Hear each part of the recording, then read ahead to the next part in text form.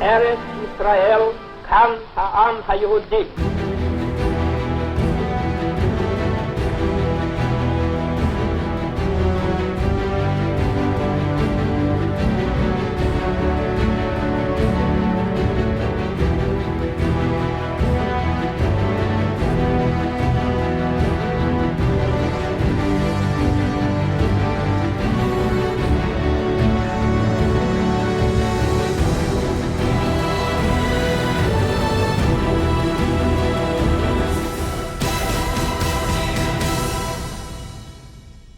Kära vänner, varmt välkomna till detta första webbinar som vi på KKL anordnar. Och om det slår väl ut så kommer vi till att starta en serie webinars. För det gör ju att vi kan komma ut i hela landet, i hela vårt avlånga land, vilket är fantastiskt. Här i studion, under ett porträtt av Raoul Wallenberg, sitter vi. Och förutom mig så är det då Ruben Agnarsson. Och här har vi vår hedersgäst, ambassadör Ziv Nevo Kulman, som vi strax ska börja intervjua. Och efter intervjun så finns det möjligheter för er att ställa frågor via chatt. Och de kommer till att hamna hos mig. Och då kommer jag till att ställa dem till ambassadören. Det var en historisk dag i förra veckan. I Israel och i den judiska världen. Med stor glädje och tacksamhet kunde vi konstatera och hedra de 20 levande hemkomna i gisslan.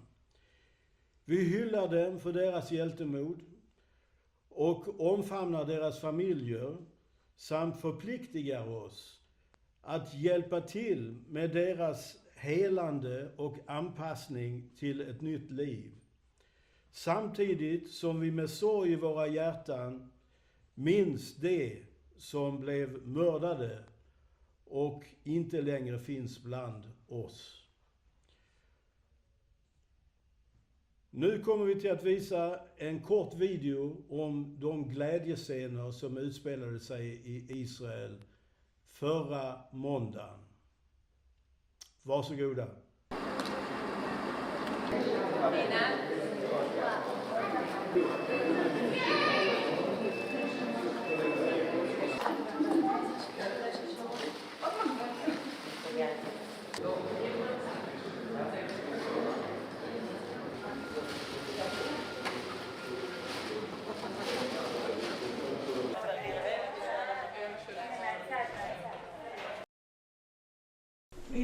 יהיה טוב, לא מעניין לכם. אנחנו פה ולא עוזבים אותך לעולם, לנצח. הבטחה של אמא, הבטחה של אמא.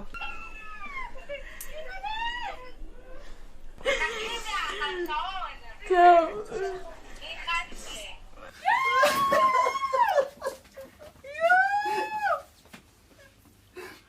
ברוך אתה אדוני אלוהינו מלך העולם שהחיינו וקיימנו והגיענו לזמן הזה.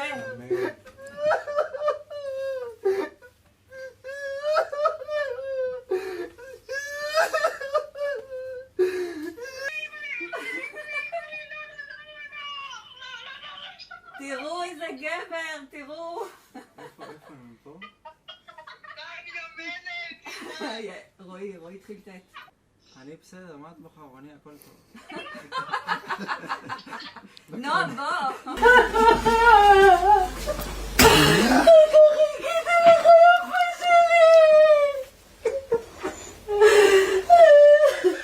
בסדר. בחדר הזה לא בוכים יותר, חלאס. איך אתם?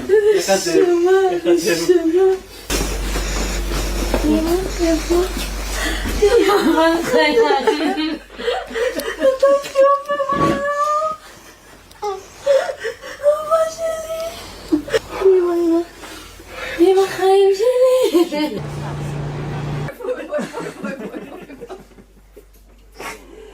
נשמה שלי.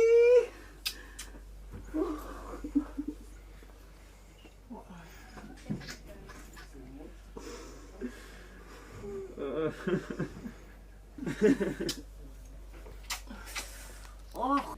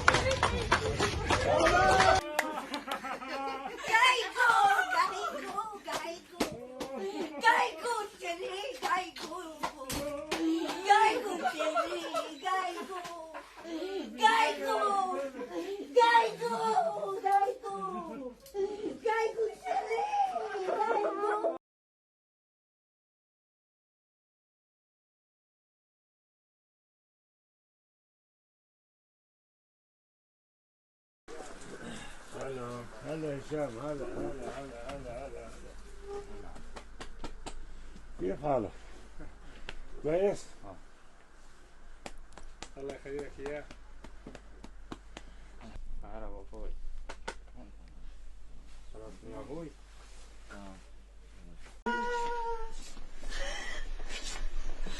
Primero a él.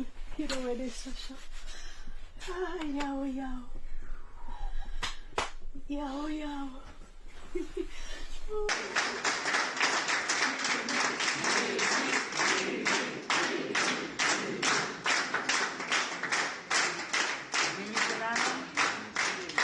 Jimmy שלנו.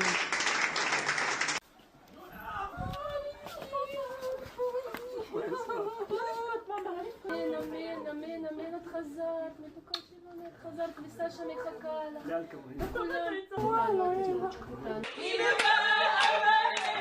הנה בא אבננו ועל כולם שלנו חזרת לנו. אבא, איזה עלוב ששרדת. איזה עלוב ששרדת, אבא. עלוב.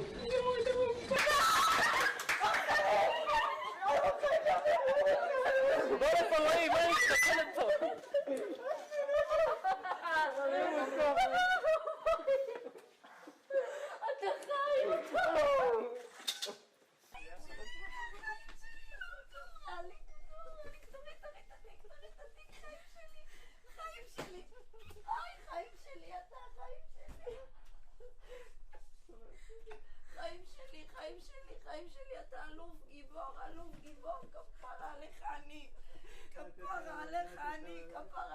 אני, כמה החיות שלך מחכות לראות אותך, ואילן.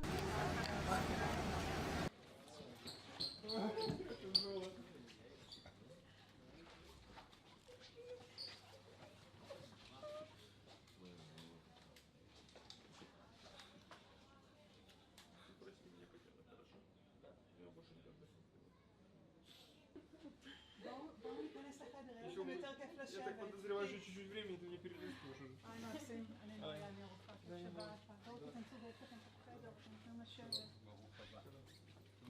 Мое тут דורג. נתן שהחיינו וקימנו והגיענו בזמן הזה. אמן.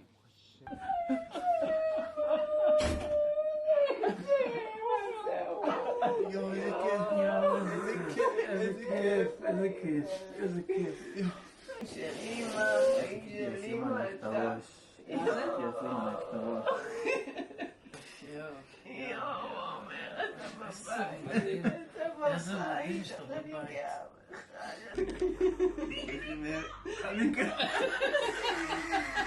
איזה יפים אתם, איזה כיף לראות אתכם.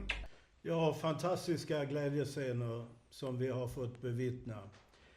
Och nu så hälsar vi ambassadör Ziv Nevo Kulman välkommen. Welcome. Tack. And we will start the interview. Ruben, you go ahead, please. 1 week ago, these amazing pictures, as we saw. Where were you, and can you describe the feelings? I was on vacation in Israel. I spent the Chagim, I spent Rosh Hashanah here in Stockholm and Yom Kippur in Malmö. And for Sukkot, I went to Israel for a vacation. So I spent a whole week of Sukkot in Israel. It was very emotional. First of all, it was October 7th. You know, this year was on Sukkot. And then the news that the hostages will soon be released, hopefully by Monday, for the eve of the second holiday of Sukkot. I was in Tel Aviv. My father's place where I stay is not very far from Hostage Square. So I first went out to Hostage Square just like spontaneously in the hours when we woke up in the morning, finding out that actually the deal was signed.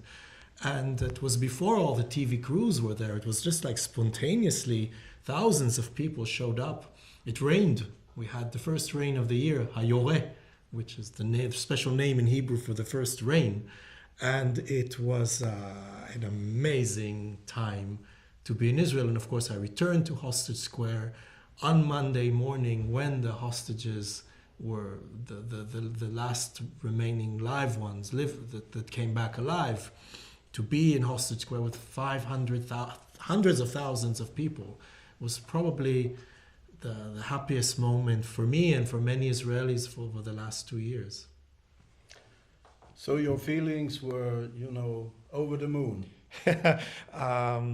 You could see that if you follow me on social media, but also I gave some interviews to Swedish journalists all the media, so many international media were there. And for the first time, I felt it's okay to smile in a photo for a reporter talking after October 7th. So it was quite an emotional and special time to be in Israel. It felt like closing of a circle, because the hostages were kidnapped on Simchat Torah. Yes. And they returned, the last ones return alive on Simchat Torah. So it felt like the closure of a circle for many, but we still wear the yellow ribbons. Yes. Because as we speak, 16, perhaps 15 by the end of our broadcast, families are still waiting for their loved ones to return for burial in Israel. Yes. What really initiated the 7th of October, and what has that event led to? It's hard to answer that question, because even 2 years later, we still don't know for sure what initiated October 7th. If you want an answer in one word, it's hate. Not accepting the fact that the state of Israel is there to stay. So the whole idea of this Al-Aqsa flood is that we can conquer land, we can destroy communities, we can kidnap people, and then of course they knew that Israel would. This was a declaration of war, and they knew that Israel would retaliate, and they prepared for years, hiding everywhere possible behind so many civilians. In a way, the leaders of Hamas are saying that everything that is still happening, for example, countries that are recognizing a Palestinian state, Hamas applauds them. They say, yes, this was part of our plan. Countries that want to put sanctions on Israel, Hamas is applauding them, saying, yes, this was part of our initial plan. So obviously, this was a plan against, I would say, normalization between Israel and many countries in the region under the Abraham Accords. We were apparently on the eve of signing an agreement, an historic agreement with Saudi Arabia. And hopefully now with President Trump's peace plan, maybe this could go back on track. President Trump's peace plan, his initiative, what is your feeling? Will it eventually lead to a stable peace? Well, to have peace, you need to have a stable partner, which I'm not quite sure that we have. First of all, I have to say that part of the excitement of being in Israel on that particular time was also the visit of President Trump. He was literally flying over Hostage Square when we were cheering there. and to receive him in Israel on that day, and his amazing speech in the Knesset, in the Israeli parliament, it is something that we will not forget very easily. And you know, President Trump is the only one who succeeded in putting this deal together and getting Hamas to agree to the pressure put on various elements that actually listened to it, like Egypt, Qatar, and Turkey. So he actually, and you know, he did it in his very particular style, where like basically saying, this is a deal, don't mess with us, you accept it, if you don't accept it, hell will break loose. I mean, he was very persistent and still is very persistent. Now, is this a peace deal? Is this a ceasefire deal? What will the Middle East look like in a few? I can't tell. But was it Trump only, or was it a combination between the military pressure? Absolutely, because Hamas was put under a lot of pressure, and we were about to go inside Gaza, and they understood that this is, I mean, either they sign a deal, or we're going to go after them at a very high cost for them, for us as well. But this was a way of putting pressure on them. Look, they released all the remaining hostages, the 20 that were alive, returned back to Israel, so they don't have that bargaining chip anymore. They still have to return the rest of the hostages, and they're playing games. They still have to comply with the ceasefire, which they are not. Yesterday, they came out of a pier and murdered 2 Israeli soldiers, and we had to retaliate. So they're not keeping their part. They have to comply. And remember that they have to give up military power. They have to give up power in Gaza. That was the whole idea. This is the second phase. Yeah. And this will mean that there will be an international body, which is not Hamas, which is not the Palestinian Authority, but it's going to be a civilian rule of the Gaza Strip. Will all of this lead to peace? It's early to tell. Will it lead to the enlargement of the Abraham Accords, to the cooperation between like-minded countries, sidelining the radical elements such as Iran? Hopefully, this is the way we're moving forward.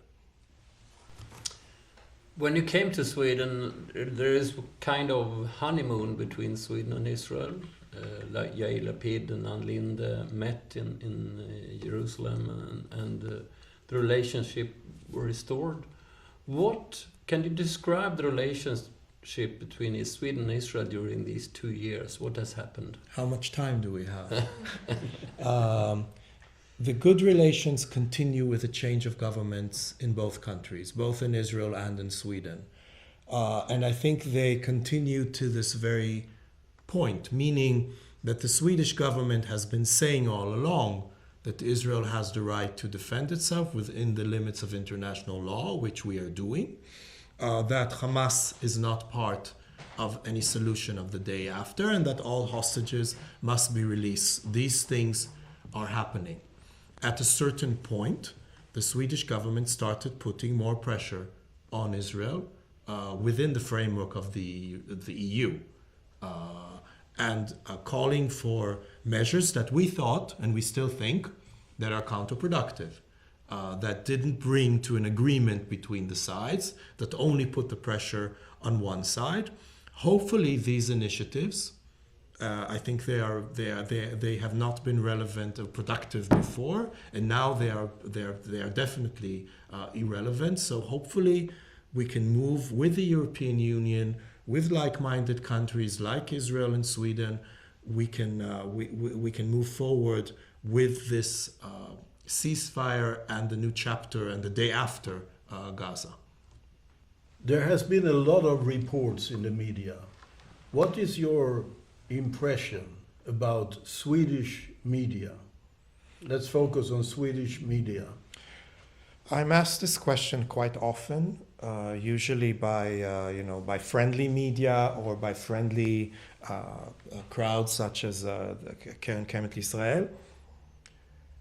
It's not up to me I have a job to do. I'm a diplomat. I have to conduct a dialogue with as many people as possible. And the media is important to me.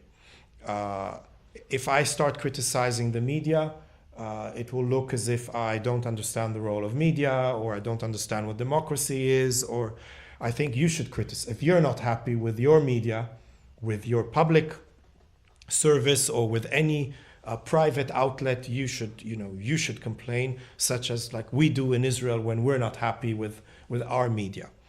So in general, I say, I do my job, I let journalists do their job. I often take interviews with media that I know, and journalists that I know that are going to be hostile to me.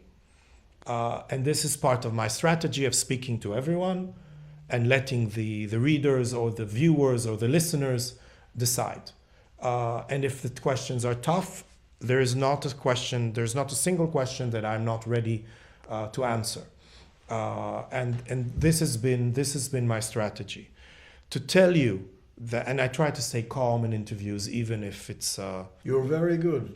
But sometimes I really want to shout at the journalist or be angry at the biased attitude. But I don't do it because I think it's counterproductive. Yeah. I go home and then I do it. Yeah. But I think that this is how you conduct a dialogue, even with people who will never be, let's be honest, let's be realistic, they will never be the big fans of Israel or the Zionist movement, but at least you keep a dialogue with them. Now, of course, the media in many cases, not only in Sweden, in many cases takes the Hamas narrative, adopts it like without even asking questions, and does exactly what Hamas expects it to do. So if there's a starvation campaign, they will use all the photos without even questioning which ones are true and which ones are fake. They will use the Hamas rhetoric or the Hamas narrative that this is something that Israel does deliberately. They will not stop and ask, wait a minute, but how did this happen? And what is the responsibility of Hamas? What is the responsibility of the aid organizations? It's always easy to use Israel as a scapegoat, but that's happening not only with the media. That's happening also with some political circles, with some academic circles, in civil society. So it's been really tough over the last 2 years. I don't think that the treatment for Israel in all of these circles has been fair. But if I just sit and whine about it, that's not going to help me. I just have to go out there and confront them. More and more news is delivered via social media. Mm-hmm. Less people are watching public service these days. What are you doing to come out on the social media platforms? Not enough, because it's a TikTok generation that doesn't even, we talk about the role of media, as you said, maybe the media is less relevant for a younger generation that consumes its news from clips and things that are completely unverified, and it could be a total fake, a total lie, a total, propaganda, blood label, anything you say, and that could become viral. And let's be fair. These things are there are states that are behind this. So it's not just like very naive or very innocent people that are posting things and they become viral. There's a whole mechanism behind it. We know that countries like, for example, like Qatar has been very much involved in US campuses in creating a bigger amplifying all of this. Obviously, Israel is a cyber superpower. There are a lot of things we know how to do. Obviously, there are things which we probably need to learn to improve. But we are not going to lie. We're not going to invent stories. We're not going to use images of graphic images or images of starving children just because we wanted to fit our narrative. But there are obviously things that we need to learn. Would you personally go on a site like Riks, which is Sverigedemokraterna?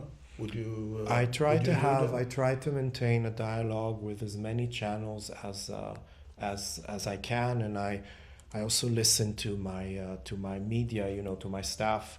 Where is the right place to promote the right message?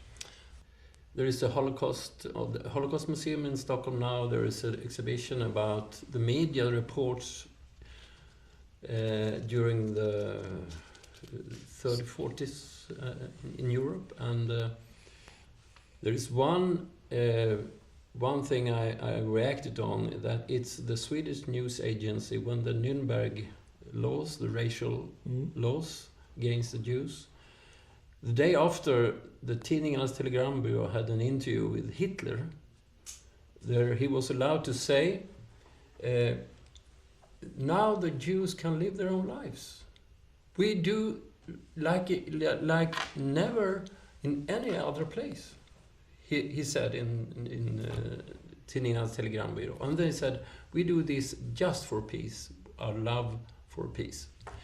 And I wonder, the terror in the Middle East, there are some terror organizations, and are they, I think they are made invisible, like the 30s. Is that a right?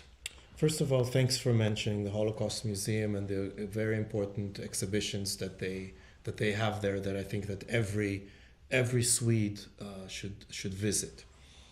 Drawing comparisons between the 1930s and what we are experiencing now, I understand that for many people, even Holocaust survivors, there is some kind of a sentiment, like, for example, what happened on October 7th, when children were, had to hide in closets, or the babies burned alive, or whole communities destroyed, or what's happening, the general discourse against Jews in so many places around the world, or the narrative that you've mentioned, that whatever Israel does, it is the bad guy in the story. So of course many people draw many comparisons. It's quite, I would say for the time being, I would say that it's quite subjective. If Holocaust survivors feel that this is how they feel now, who am I to say no? If researchers can draw lines between certain treatments of the media then and now, who am I to contradict that? I'm just saying that we are experiencing an unprecedented wave of anti-Semitism, probably the biggest since World War II.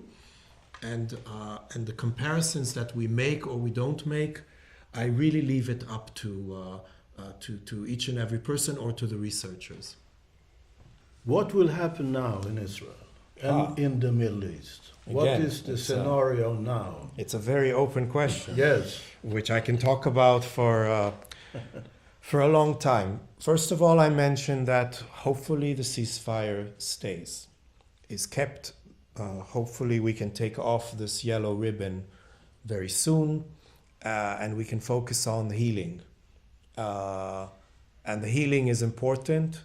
The healing is something I think that Jewish people and the state of Israel excels in, meaning that it's quite sure that, after every war, our economy grows stronger. I mean, it's not, the Israel Stock Exchange, the Tel Aviv Stock Exchange is was the best performing stock exchange in 24 and in 25 until September. It's very strong, and the shekel is very strong. I think the process of healing, rebuilding, is something that we're all looking forward to, because I think our economy will become stronger. What is going to become, for example, devastated kibbutzim. They are dealing with, some of them want to completely flatten and build new, some of them want to keep, some of the houses as memorials. How are we going to overcome, emotionally, these terrible last 2 years? It still remains to be seen. And what will happen now in the Middle East? Also, we have to see if the peace plan goes as planned, if it is a more pragmatic approach like the Abraham Accords. All of this will. You'll have to invite me, I think, again, maybe next year. Absolutely, we will. What about the relationship between Sweden and Israel? What do you see in the future? Again, the relationship is based on shared values. So, like, for example, if I talk about the Israeli economy and the Israeli innovation, we invest more than 6% of our GDP in research and in R&D, in research and development, highest among OECD countries. There still is a base for cooperation, and I still think that many Swedes see in Israel as a potential partner. I really hope that the negative agenda that highlighted the last few months it's not going to go away. People are not going to, some of the people who are demonstrating, they're not going to stop and say, oh, we love you, Israel, now, and let's rebuild Gaza together. These people, they're not going away. Their accusations are also not going away. But I hope that the majority of Swedes that were supportive of Israel all along, but some of them might said, well, but maybe a bit too shy to express it. And I know all of the people watching us, probably you heard from your friends, saying, yeah, we stand with you. But people who were not positive enough or strong enough or courageous enough to say it out loud, maybe now, when Gaza will start rebuilding, and hopefully this war is over, the majority of Swedes, the ones who stand with us, will feel more confident in doing so. So I'm quite optimistic. I think the ceasefire and the end of the war, we were all longing for it. We said all along that if Hamas releases all the hostages and gives up its military power in Gaza, the war will end immediately, and the misery of the Gazan people will end. They will enter a phase where the aid, and tons of aid going in, will actually be used with what it's supposed to be, and it will go to the people who need to get it. So hopefully all of this will also affect Swedish-Israel relations. Mr. Ambassador, what is your view on the two-state solution? Is there any realistic chance for a two-state solution? The two-state solution is used like, it's like a catch thing. Every statement, we also add two states. Yeah, two-state solution. Two-state solution. It's something you add to everything. It's like, it's a bit like a mantra. A mantra, a bit like lip service. Oh, two-state solution. Now, the two-state solution is part of a broader solution, meaning it is part of an ongoing, it's part of negotiations between two sides, direct negotiations, which will include some kind of territorial compromise, exchange of land, a question of return, the refugees, the status of Jerusalem. There's like a lot of things to discuss. One of them is also the creation of a Palestinian state.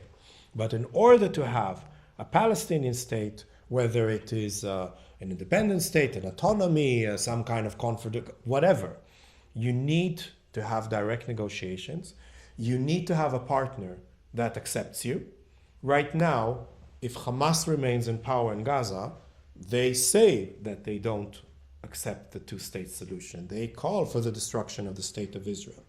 The Palestinian Authority, in many ways, it's like, for example, the incitement in the school system, it's the same school system, the same curriculum. The Palestinian Authority continues to pay terrorists the pay for slave. They get like their social benefits from the Palestinian Authority. So in order to eventually one day have a solution where Israelis and Palestinians live side by side together, whether it is a state or it is an autonomy or it is something, you need to have a partner. And right now, there is no partner. If we move forward, for example, with President Trump's peace plan, we see that the Palestinians are ruled by a demilitarized, de-radicalized regime. And, you know, these are big questions. Also, there's a question of democracy in the West Bank. If the Palestinians have held elections, which they haven't held since 2006, according to all the polls, Hamas would win. Yeah. So what kind of, you ask me if I'm for a two-state solution? Am I for a terrorist state living side by side Israel? That will be committing suicide. So I think this is an important question that needs to be dealt with in the right time with the right partner. And right now I don't see this partner. When you were in Israel now, last week, at the hostage square, let's talk a little about the atmosphere and the climate debate in Israel. And how would you describe it?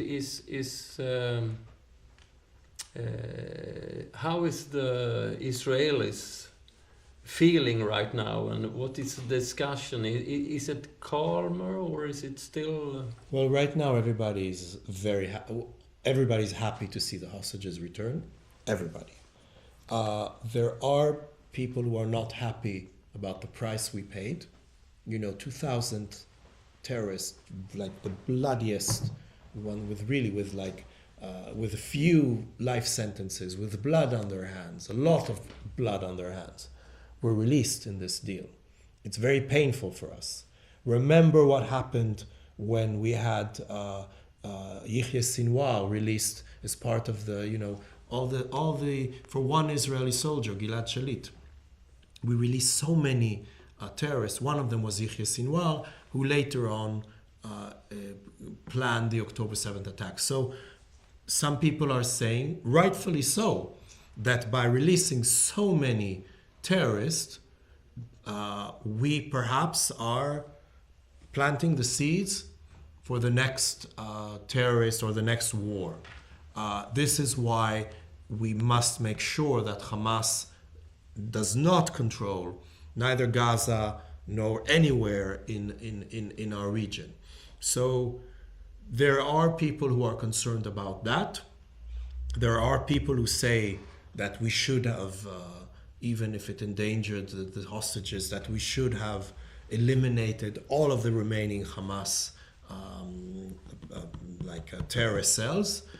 So obviously there's always people who are asking that, but I would say that the vast majority of Israelis are relieved to see the hostages back, of course, but also relieved to see a ceasefire and maybe a return to normal. Now, return to normal in Israel, since you all know and love Israel, is never normal.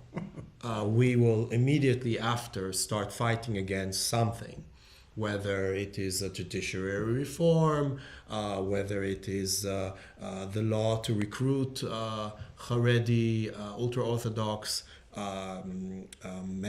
young men to the army. There will always be something. And of course, the next year is election year, not only in Sweden, but also in Israel. And obviously, you know, it's a vibrant democracy. It's going to be very interesting to follow the Israeli politics and the discourse in my country for, you know, in the coming months. Former Prime Minister said that every critic in Sweden that is spoken has already been spoken in Israel. We have, you know, the saying is 2 Jews, 3 opinions, and I think this very much... How to make a Nobel Prize winner? that's discussions and perspectives We know against that each from other. we know that from the Talmud, and I mean that's part of our. I think that's part of our mentality. This is also why we're very innovative, because we always question and we never agree with what we see. And that leads us up to the final question. How will Israeli society heal after years of polarization? And you mentioned the drafting of Haredim, you mentioned the judicial... I think there is, days like the days that I spent in Israel now, when you see the amazing spirit of the people of Israel, and you know that some of the bodies that were returned were non-Jews, non-Israelis, Muslim Israelis, Nepali, Thai, but you could see that the special spirit of the Israeli people, that people stick together, people watch the images that you've shown on Israeli, everybody watches them and everybody cries, and there's something that makes us stick together, and I think that still and will continue to work. I think the history of the Jewish people shows that when we stick together, where there's a lot of pressure, we stick together and we actually flourish when there is a lot of pressure and threats from other sides. So I'm optimistic in the spirit and the resilience and the fact that that we are overcoming these terrible 2 years, and that the future will be better. Of course, like any other country, we have problems, we have issues that need to be solved, we have conflicts within our own society, our own people that need to calm down. And again, I invite you to visit Israel. There are more and more flights. Hopefully the travel advisory will be eased, and there are more and more and cheaper ways to go now to Israel. And I invite you to go and see and to actually experience the special atmosphere of healing, and the fact that now things are going to improve dramatically. So I'm pretty sure that KKL has a few ideas of how to help that healing process, because there's obviously lots of projects, beautiful projects, that you can support from afar or from actually going there to experience. Economy is doing well and hopefully will continue to do well, but there are lots of things that the government could never take care of, and that's where the civil society comes in, and that's where the generosity of communities, Jewish communities and non-Jewish communities around the world is helpful, and we are very, very, very grateful. So now, Mr. Ambassador, we have some questions from the audience. Mm-hmm. So Björn Gustafsson is asking... Hey Björn. Hey Björn. What is the current situation regarding the remaining bodies from the hostages in Gaza? Just before going into this studio, I read that one body was released and was picked up by, or was going to be picked up by the Red Cross. So maybe as we are speaking, the number of remaining bodies of hostages that need to be returned has gone down from 16 to 15. Hamas is obviously lying. They have said that they don't have information, but here you see that every day they find something new. We have given them intelligence. We know from either hostages that went back and knew where other hostages were buried, or through different intelligence channels, we gave them places that we know that have remains of the bodies of hostages.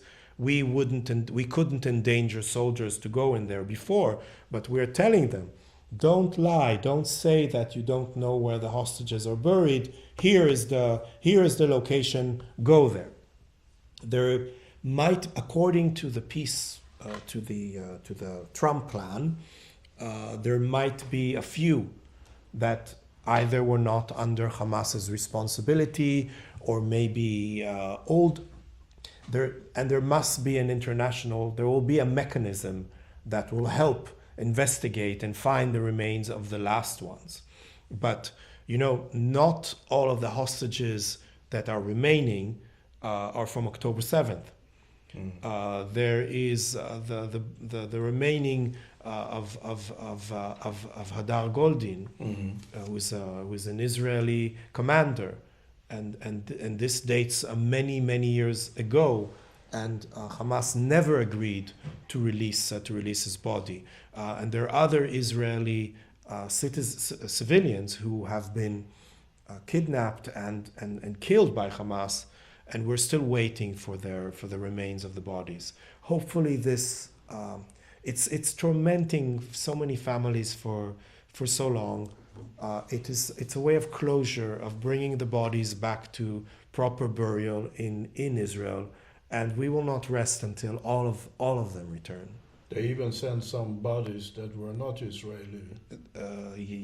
Yeah, but also some bodies that had nothing to do with, that were not hostages. That's what I mean. Broberg, there is no first name. Broberg is asking, when is it possible to receive ordinary tourists? Okay, so tak, Mr. or Mrs. Broberg. I would say right now, I was in Israel for the holiday of Sukkot. It was beautiful weather. It was in the 20s, cooler at night. You don't need air conditioning the whole time. It was perfect. I went up to the Sea of Galilee, and I was at the Tel Aviv beach, and Jerusalem is always fantastic. I would say that it's always a good time to go to Israel. There are more flights. And SAS is flying directly now from Copenhagen. So if you're from Southern, if you're from Skåne, it is easier. And also, I suppose that the connection from any other airport in Sweden is going to be easier if it goes through Copenhagen. Of course, there's the question of the travel advisory, which is a question that you need to ask your own foreign ministry. Hopefully, with the end of the war, this will be eased. Tourists are always welcome in Israel. By the way, when you're going to Israel and you're visiting places like the old city of Jerusalem, or you're going to visit Bethlehem or places under Palestinian control, you're also helping the Palestinian economy, and they need tourism much more than Israel needs. So it's always a good thing to go. Of course, over the last 2 years, there has been a development of a certain kind of tourism, which perhaps you have experienced, which is people who are going with organizations such as KKL or with Jewish communities, and they wanted to see the sites related to October 7th, like the Nova Music Festival compound, or a kibbutz that was devastated, or just to go and help somewhere by volunteering. I think that this is amazing kind of tourism, but I think we're moving on now back to slowly to the normal welcoming tourists coming back to Israel. Patrick Edström is asking, how can we view the students' reaction in universities throughout US and in the EU in support of Palestinian organizations? Is it in support of the Palestinian Authority, Hamas, or the Palestinians in general? And is it's the view muddled by purpose by those instigating these student reactions? So Patrick, I think you answered the question by yourself, meaning that these movements that sound like, we are pacifists, this is a peaceful movement, we are against any sort of violence, you actually see which organizations are behind this, how they are manipulating young people in places such campuses, how a lot of it is drawn by ignorance. People just say, global intifada without understanding what that means, or free Palestine, but they don't really free Palestine or river from the river to the sea, not understanding any of this.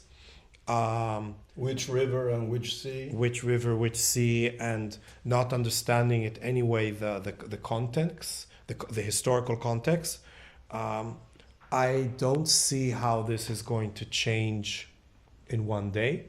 I don't see how students and campuses in various places now are just going to start, campaigning for Israel. This is probably going to take time. But I do wonder, the demonstrations you see in so many, Swedish streets, cities, towns, big or small, what exactly are they going to be about now? Is it like what? More aid going into Gaza? But it's going to Gaza.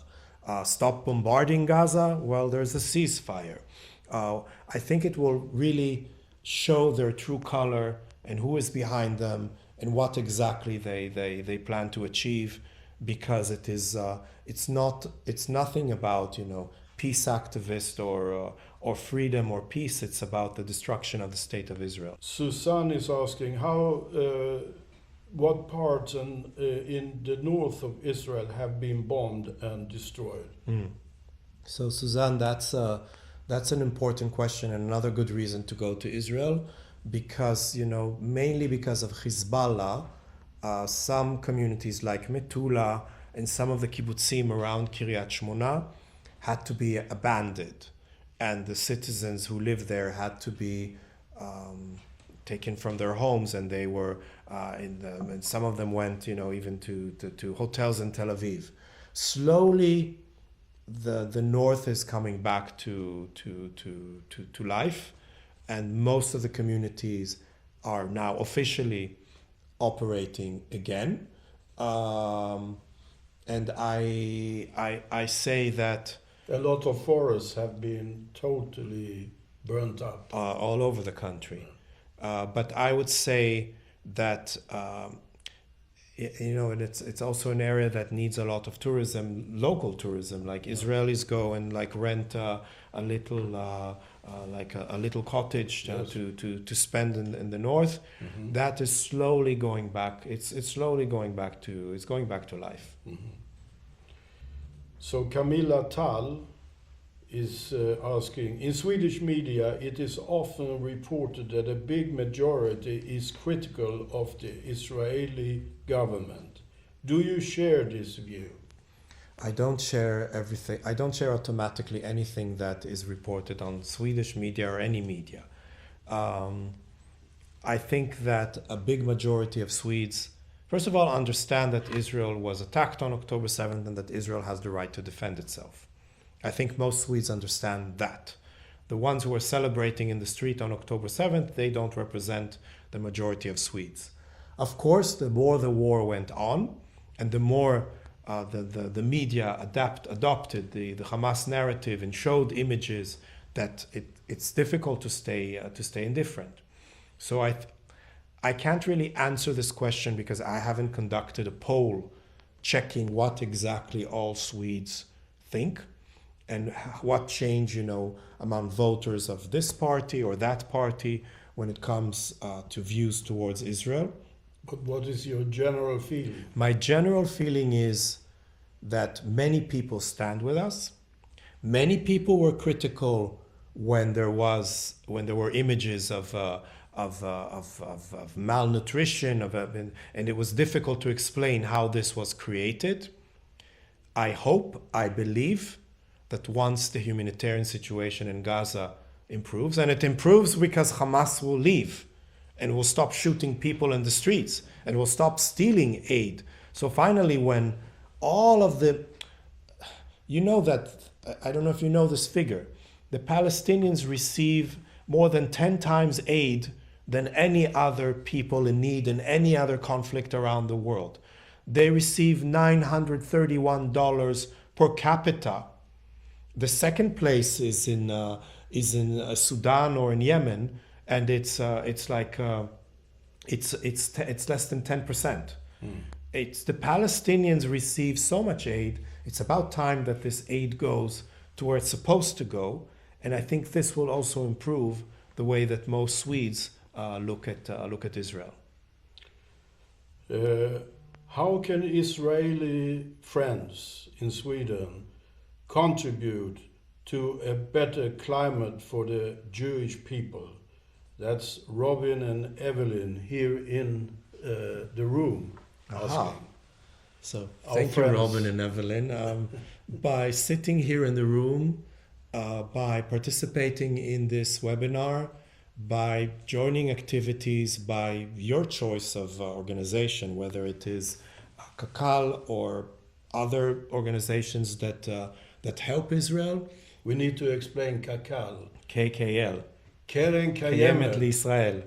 We say in Hebrew, we say KKL because it's the Kuf Lamed letters, so it becomes KKL. Yeah, we can be very clear about it. If you KKL. That is one way of helping. But I tell people who ask me these questions, this particular question, I tell them that there are many ways that you can help. And I don't mean go out to the streets and fight with demonstrators. No, you will risk your life if you do that. I think the demonstrators against Israel are burning bridges, and you help by building bridges. So by building bridges between Sweden and Israel, meaning contributing to projects that actually build or plant or do something positive, you are also helping for a better climate between Sweden and Israel. You can also help by we have like a policy at the embassy that we have 0 tolerance for inaccuracy. So if we see something inaccurate in the media, we write them. It irritates them most of the time, and they don't correct anything, but we write them. But we are the Israeli embassy, so they look at us like, yeah, of course you will say that. But if it comes from Robin and Evelyn or from anyone, if you write, if you complain, again, I don't expect you to start fighting with everyone on social media that puts things that annoy you. And we've all seen that with people we thought are our friends, and they're like posting horrible things on social media. I don't expect you to start arguing with each and every one of them, but you can also be proactive in that aspect. And I always say that when I'm speaking on occasions where I meet people from all over Sweden, because I assume that we have people joining us today from far up north and far south. Yes. You can also help by organizing things, inviting speakers, doing activities, doing something in your local municipality. If it comes from you, like, you are a taxpayer, you are a participant in a certain community, then it's difficult for them to say no. Yeah. Well, time is flying, and there are so many questions from the audience, but here is the final one, and it comes from Bo Salmander, who I met just the other day at the concert. Mm-hmm. So, and hi, Bo. So he is asking, what is happening with the military build-up by Egypt in Sinai? Well, we are grateful that despite all the tensions, and there were tensions, the peace agreement with Egypt and Jordan and the countries that established diplomatic relations with Israel, thanks to the Abraham Accords, despite all the tensions, all of these agreements held during the last war. The only airline that continued flying, except when the airport was closed, during the 12 days of war with Iran, is Emirates. Yes. I mean, the line to Dubai and to Abu Dhabi kept operating. Now, Israel and Egypt have a strategic alliance. Egypt depends on us, for example, for energy. We used to buy gas from Egypt. Now we supply Egypt its gas. I can't relate to anything specific about a build-up here or a build-up there, and what was allowed during a time when they wanted to protect their border from Palestinians crossing. Part of the peace plan by President Trump is opening the Rafah border, meaning that Palestinians who want to go into Egypt will be able to go into Egypt. So there are things happening between us, Egypt, and the border between Gaza and the Gaza Strip in Egypt. Mr. Ambassador Ziv, thank you very much. Thank you. Tack så mycket. Tack. Tack ska du ha. Thanks a lot. Thank you. This was fun. Yeah. And thanks for joining. Nu ska vi försöka koppla upp oss mot Rita. Rita, är du med oss? Där är du. Rita, hej. Vi vill gärna att du berättar lite grann hur det kändes i förra veckan när det överlevande i gisslan återvände. Ja, det var en fantastisk känsla, men jag vill tacka Ziv. זיו, אני רוצה להגיד לך שאתה פשוט מדהים, שומר עליי כל כך בשוודיה ועושה עבודה נפלאה. זה קודם כל. Det var en helt fantastisk känsla när våra gisslan kom ut. Vi hade ju 4 stycken från Kibbutz Nir Oz. Vi hade ju David och Ariel som var barnen ifrån Kibbutz Nir Oz, som är födda på Kibbutz Nir Oz. Och det var en helt fantastisk känsla när de kom ut, och Matan Zangauker och Eitan Horn. Och om jag ska bara skämta här lite med lite skämt, så sa vi det att Ariel Kunio, när han kom ut så såg han bättre ut än när han kom in. Okej. Rita, hur många av de mördade är fortfarande kvar i Gaza? Idag hade vi begravning utav Churchill Margalit som kom tillbaka, och imorgon har vi en begravning utav Engel som kom ut, och vi har 3 stycken kvar. Tamira Dar som är sonen utav Kibbutz Nir Oz, och 2 farfar som är Salmanovic och Cooper som är 88 år båda 2, som vi väntar på dem att komma tillbaka. Som du vet, Rita, så jobbar vi KKL Sverige väldigt mycket med just Nir Oz. Vi har ju varit på besök och vi har blivit väldigt berörda av hur förstörd kibbutzen är, och nu vill vi hjälpa till att bygga upp den igen. Hur ser framtiden ut i Nir Oz?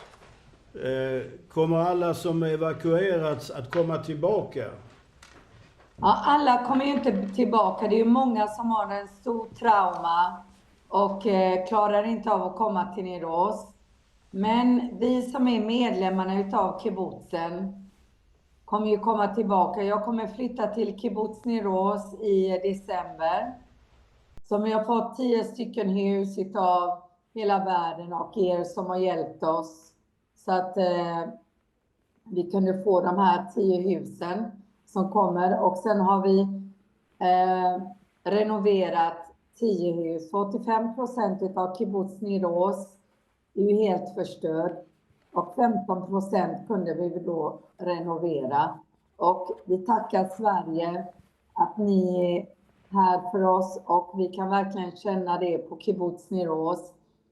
Att när ni har varit och hälsat på, och Ziv har ju också varit med oss många gånger på Kibbutz Nir Oz. Vi värmer våra hjärtan och det hjälper oss också med energierna att vi ska bygga upp Nir Oz. Vi har nu 30 stycken ungdomar som är 27 år gamla. Som jag tog dem runt kibbutzen ungefär för 1 år sedan. Och jag berättade för dem hur underbar vår kibbutz är. Fantastiskt är de är från Shomer Ziv, det är ju som scouterna. Och de kom till mig för 2 månader och sa, på grund av att vi var runt omkring med dig i kibbutzen och du sa att det är en fantastisk ställe att bo på, så kom vi och bodde där. Och till er svenska ungdomar också, så skulle vi bli glada om ni skulle vilja komma och bo på Kibbutz Nir Oz. Har du en uppfattning hur lång tid det kommer till att ta för att återuppbygga samhället? Ja, det kommer ju ta 3 år till Kibbutz Nir Oz är uppbyggt. Nu har vi börjat riva 10 stycken utav husen som var uppbrända. Och vi kommer vara ungefär i december, januari 100 stycken som kommer att bo på Nir Oz tack vare alla dessa unga från Shomer Ziv. Och sen har vi 1 år utav gap year utav mellan innan de går in i armén. Så det är första gången vi har det här projektet på Kibbutz Nir Oz. Rita, du har ju blivit en ambassadör för Nir Oz och du har tagit emot många besökare, främst från Sverige. Berätta. Ja, först och främst är jag väldigt glad att det är så många som har kommit från Sverige. Att Ziv, Erik och Alexandra har fått så många från Sverige, utrikesministerna som har kommit, och Benjamin Dosa var också hos oss. Och ni från KKL, Amanda, det har varit väldigt fantastiskt. Och sen har jag väldigt mycket utrikesministrar från hela världen som jag har tagit runt omkring i Nir Oz för att förstå dem att UNRWA jobbar för Hamas och att från alla våra skattepengar i världen, vi som betalar för skattepengar, att det har gått till Hamas terror. För Gaza idag med alla pengarna de har fått ifrån hela världen, det palestinska folket. Pengarna har gått till Hamas. Vi måste vara mer öppna med våra ögon och se till att pengarna går till palestinska folket och att Gaza blir uppbyggt uppe och inte ner i tunnlar. Det hade kunnat vara Liechtenstein eller Monaco och vi hade kunnat leva i mer goda energier bland varandra. Och vi vill gärna bygga upp Nir Oz så fort som möjligt för våra äldre som byggde upp Nir Oz, som ju Rita Lifshitz och många av våra äldre som är 88 år gamla. De kommer ju redan vara 91 år när Kibbutz Nir Oz blir uppbyggd. Vi vill försöka göra det så fort som möjligt att de kan leva sina sista år på Kibbutz Nir Oz. Rita, Kibbutz Nir Oz kommer till att behöva mycket hjälp framöver. Kan du göra ett litet upprop till svenska Israelvänner som stödjer KKL:s verksamhet? Ja, först och främst är vi glada för all hjälp som vi har fått ifrån er. Och vi skulle bli ännu mer gladare om ni kan hjälpa oss att bygga upp Nir Oz och att det kan gå lite snabbare.